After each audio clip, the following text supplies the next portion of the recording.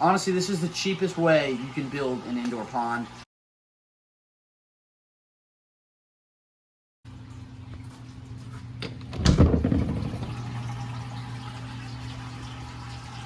Okay, what's going on? You are here if you want to know how to build a giant indoor pond.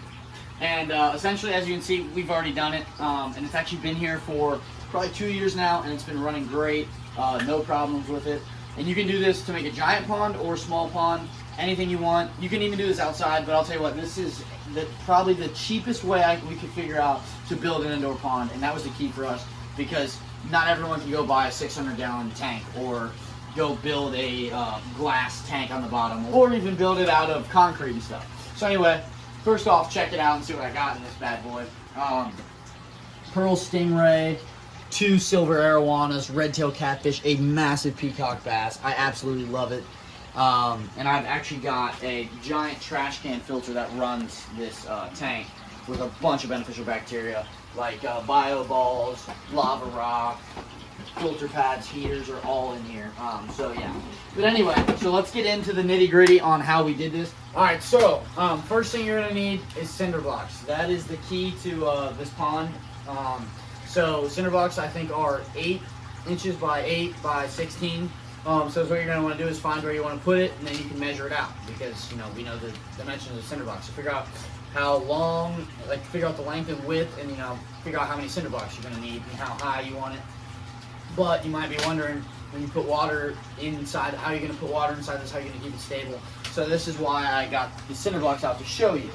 So you're going to lay your cinder blocks out like this. You're going to make your square. You have the square, rectangle, whatever you're doing. And then you're actually going to offset the cinder blocks like this.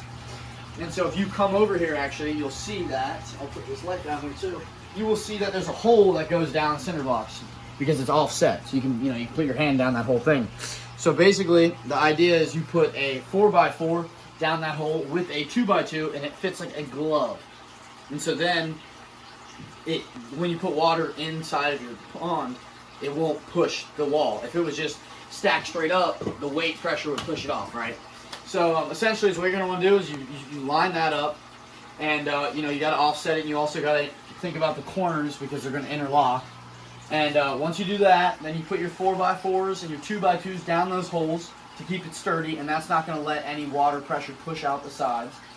Once you get the cinder blocks set, then what you're going to want to do is we took styrofoam and we put styrofoam down, perfectly cut to the pond. So we put styrofoam on the bottom of the pond and on all the walls, and that's just going to help with insulation. Like my pond's heated, so that just helps with insulation. Plus, it's a better cushion. So like when my fish slams into the wall, luckily it's not going in the cinder block. Going in the styrofoam.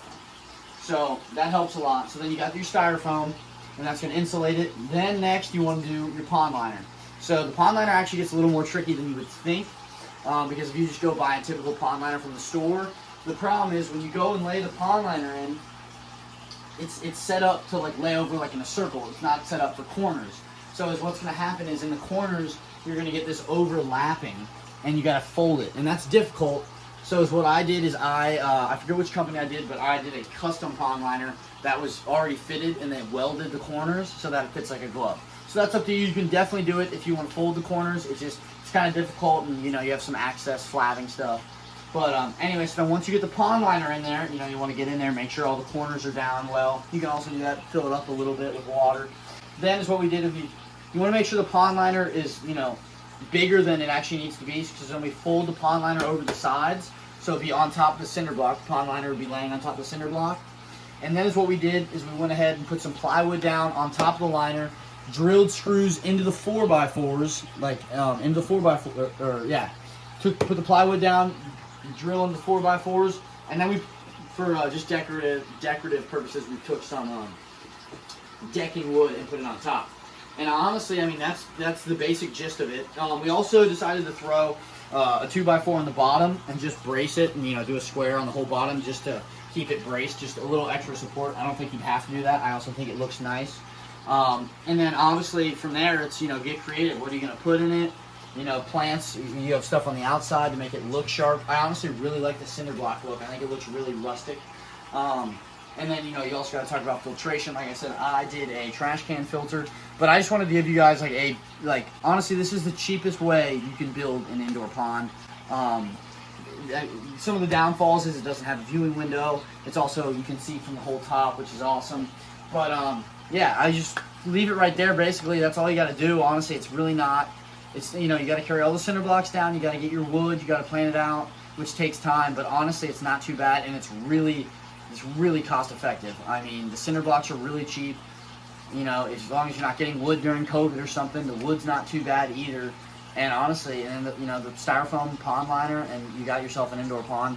So if you liked the video, go ahead and give it a like, subscribe. If you have more questions, go ahead and shoot comments. I didn't want to make this video super long. I know it's kind of confusing too when, you know, I'm not actually building it. But yeah, I'll catch you guys in the next one. Subscribe.